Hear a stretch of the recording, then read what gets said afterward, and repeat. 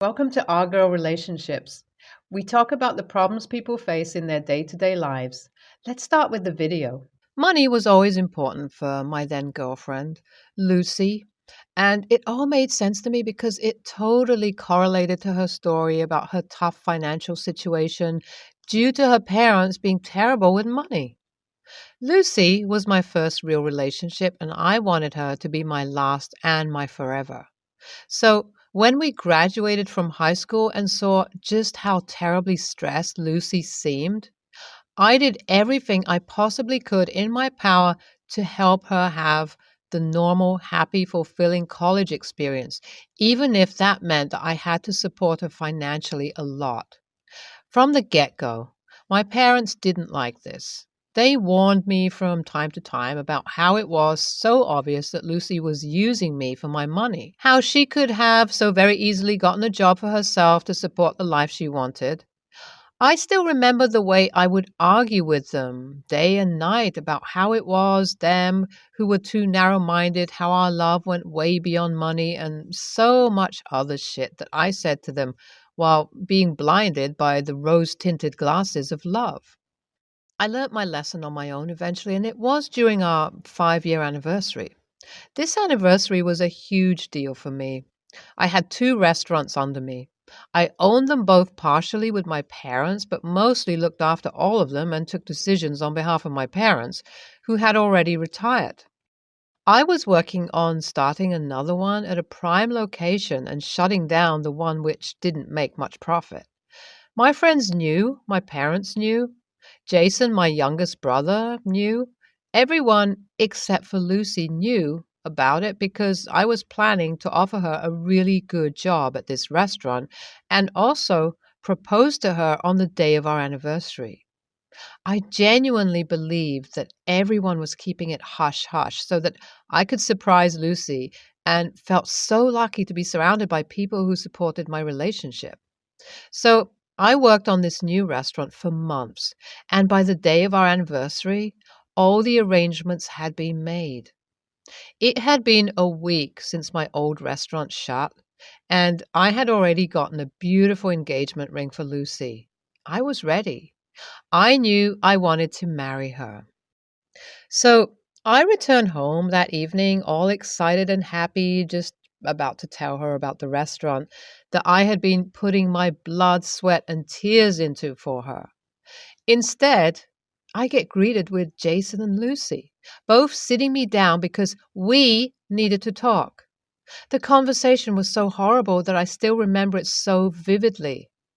I can recall the exact words that Lucy had used to let me know that she had found out about the sale of the restaurant and my declining financial status.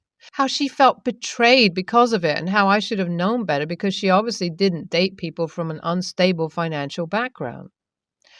Heartbreak would be an understatement because then she looked at Jason, who held her hand, and looked at me with sorry eyes. The gesture said it all to me. I knew this wasn't the woman I wanted to be with. She and I both knew money was just an excuse. Being financially stable was just an excuse. Everything she ever said was probably all an excuse. I didn't utter a word. I simply asked Lucy to leave the house, which she did because she had already moved her things out of my house. I cut off whoever sided with Jason. Surprisingly, my parents sided with me through it all and supported me tremendously, moving to another city while managing the restaurant remotely. It's been 8 whopping years ever since then, and I've only been visiting my home city every once in a while to look if everything has been going smoothly at the restaurants back there and having meetings with the staff. I've sort of started an entire new life over the city I live in currently. I've established a couple of restaurants over here, and they have been a huge success. I also met a girl I really love and have been dating for the last 2 years. Life is as good as it possibly can be, except since this one situation hit. It was last week when I was shopping for groceries at our local Walmart. Out of nowhere, I was greeted by a voice that sounded very familiar and was absolutely shocked as I turned around, and it was none other than Lucy. She looked very depressed and tired from when I saw her. I greeted her and we got to talking as she told me how she was here for a girls' trip. She also informed me that her and Jason had eloped right after everything that went down. We talked about things, and she then asked me if I ever visited my home state, as she's never seen me around ever since everything went down between us. That made me laugh slightly as I told her that I did because I need to look after my restaurants. She seemed shocked when I said restaurants and began questioning me about it. I guess you can say I got a bit cocky there and told her everything that I'd been up to and how much I had expanded, even telling her about the shift of location of my second restaurant.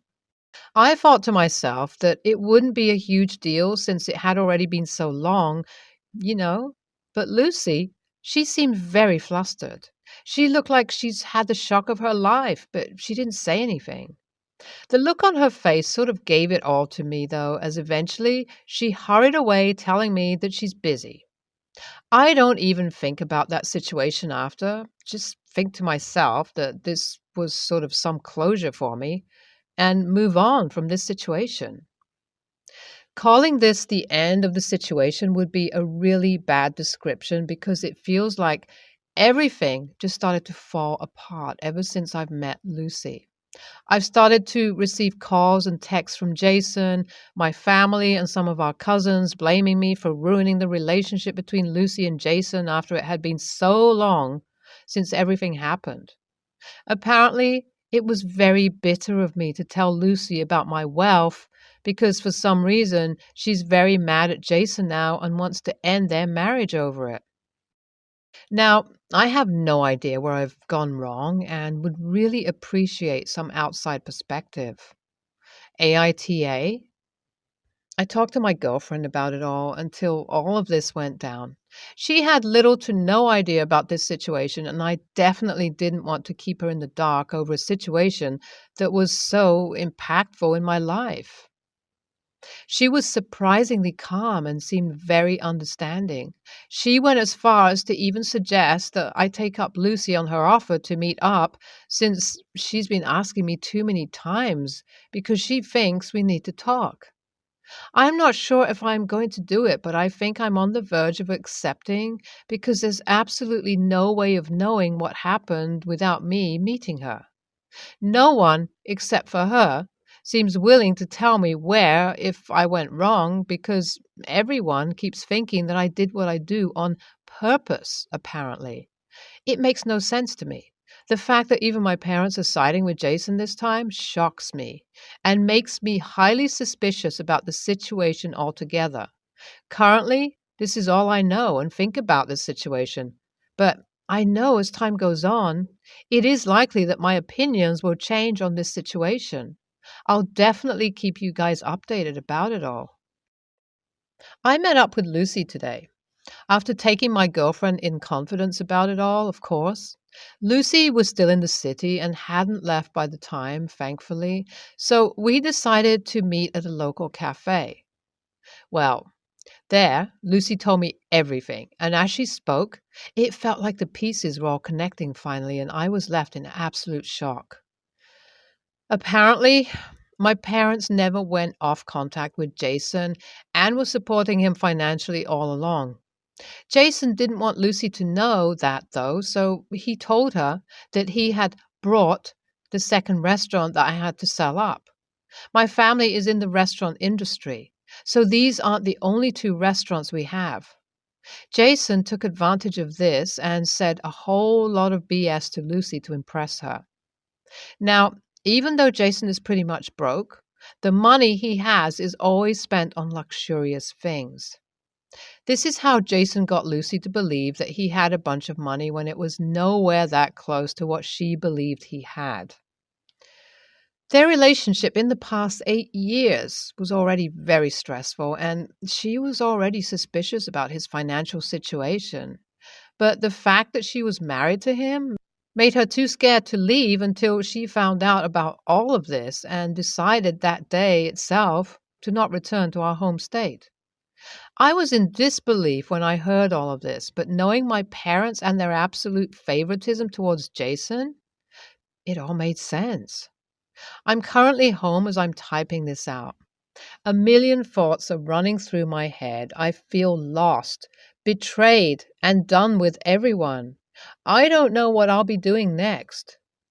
I know I said I didn't know what I was going to do in my last update, but in the back of my head, I knew that I needed to cut off contact with my family altogether because at the end of the day, they were really the villains that I was trying hard to run away from. My parents didn't like this so much because they knew they'd have to take over looking after the restaurants as I had started to look into selling my shares.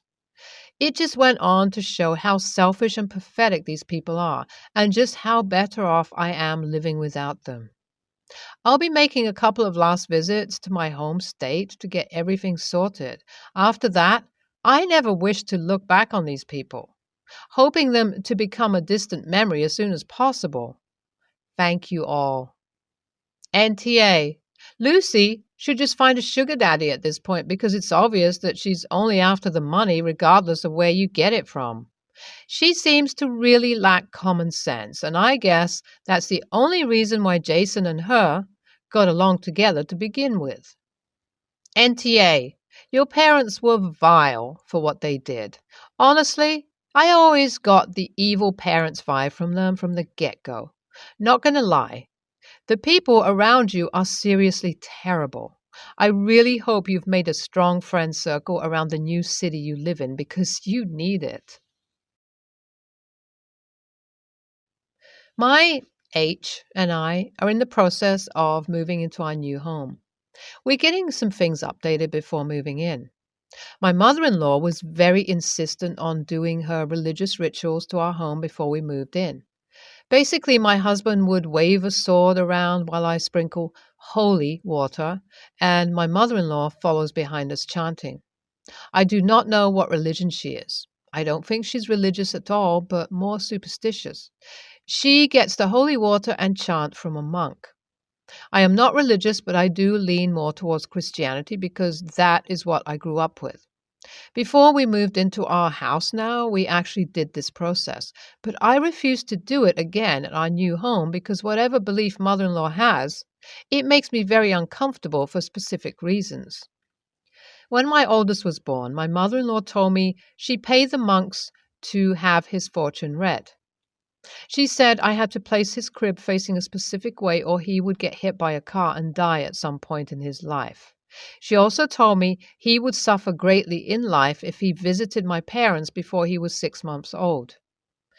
I lost it on her. I told her if she ever had my children's future read, she would be instantly cut off. And how dare she tell me where and who my child could see? I did not let her see him for the first 6 months. I was pissed off she told me my newborn would die or suffer, and from that point forward, I wanted nothing to do with her religious beliefs. That is why I refused to let her do anything to our home. She cried and threw a fit. My H is mad at me because he thinks it is harmless to humor her. He doesn't believe in her religion, but he wants to do whatever we can to appease her. And I will not because it is bullshit, and I will never forgive or forget her telling me my newborn would die. Who the hell does that? Am I the a-hole for not giving in? I just want to say that I have no issues with her belief if it was just a home blessing. I was fully on board and kept an open mind at first. She blessed our first home and I sprinkled the water with a straight face while my husband stabbed at spirits with his sword. Weird but harmless. I did it. But then my oldest was born. I was a new mom with a tiny baby that I didn't know how to take care of. I had a million things to worry about, and instead of reassuring me, she told me that child would die early because his crib was wrong. And then, on top of that, she tried to take the support of my parents away. This is the moment where I had to draw the line. I cannot accept the home blessing without also validating her belief that the monks can predict and prevent the future if things are done in specific ways. That's where I'm coming from. I refuse to hear anything related to my kids, so I have to refuse the home ritual as well, because with one comes the other. And yes, I will try to find out her religion and will report back for those that are curious. Your NTA for saying you don't want to hear her talking about your child dying, but you also can't reasonably tell her not to go to fortune readings about your kids or believe and do what she wants outside your home. You just don't want or need to hear about it. You are right to establish boundaries, and your husband is wrong in saying she has to be appeased. But step back and don't make this about trying to control her actions or beliefs, just how she interacts with you and your children. If she respects those and doesn't cause problems, then you should consider, if not forgiving her, then not getting in the way of your husband's relationship with his mother. NTA. If husband doesn't believe in the religion and you feel uncomfortable with that happening in your home, I don't think anyone should force you to do it. You have the right to feel comfortable in your own home, and I think the only opinions that matter are yours and husband's. Husband thinks it's harmless to humor mother-in-law, but clearly it's harming you mentally. If he has no obligation to do it, then that's where it stops. Hi everyone. I'm sorry for any mistakes. English isn't my first language and I am on mobile. So I, 20 female, have moved out of my parents' house a few months ago. I visited last weekend and since then one of my sisters has taken over my room. Therefore, I slept on the couch. I left my ring and chain that my boyfriend both gifted me on anniversaries on the kitchen table. To give some context, my sister, 16 female, has been known to steal things or take without asking. Makeup, perfume, clothes, skincare, candy, anything you can think of. When I lived with her, I constantly had things go missing that I would eventually find back in her room or bags. She never gives it back or acknowledges having stolen anything, and it persists no matter what punishments she's facing. My parents have given up on correcting this behavior and resorted to buying locks and hiding everything. This is partly why I moved out, as I couldn't leave in public spaces, including my room, without it being stolen. When I complained about it happening, I was told that it was my fault and that I shouldn't have left my stuff where she could access it. Anyways, when I came back from the garage, my jewelry was not on the table anymore. I am a very forgetful person, and at first I believed I had misplaced it.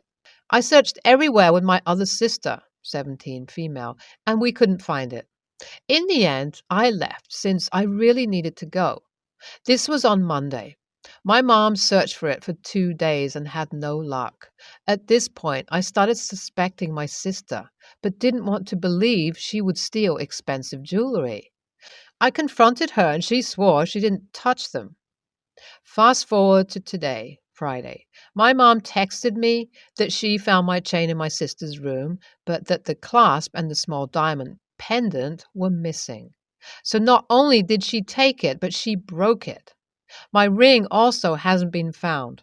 I am pissed, and this takes her behavior to the next level. My mom has asked me not to contact my sister and let her take care of this on Monday. My sister is at my dad's right now, and she is coming back to my mom's on Monday. My sister is not admitting to have taken and or broken the chain and the ring. I feel like she deserves to face the consequences of her actions, and I am considering filing a police report for theft and destruction of personal property. My sister has the intention of going to law school and wants to become a lawyer. This would ruin any chances she has to pursue this career, but nothing else has worked to stop her from stealing, and it will probably be swept under the rug as always. Doing this would probably ruin my relationship with my sister and my mom. The punishment from my mom would be that she would have to ask for my forgiveness and pay to repair the chain and replace the clasp, pendant, and ring if she doesn't give them back. WIBTA if I filed a report? NTA. But why not text your sister to indicate that you will be filing a report unless you receive the missing jewelry immediately? Also indicate in the text that a record could compromise her plans for the future. In the meantime, your parents need to get your kleptomaniac sister into therapy. If her own family needs to put locks on everything, there is something seriously wrong with this girl, and her behavior is pathological. NTA. How could she uphold the law if she doesn't respect it? However, maybe drafting up a civil lawsuit for the repair and serving her with the lawsuit might be less damaging to her future and might scare her enough to resolve it without actual damages. If she doesn't react to that, then go forward with a real lawsuit or cops. NTA, well, not yet. I would confront her and have her admit and tell you exactly what she did and give her what you feel is fair compensation. Repair, replace, money, etc. Tell her she has one chance to come clean and make it right. And if she fails to, then you will be filing a police report.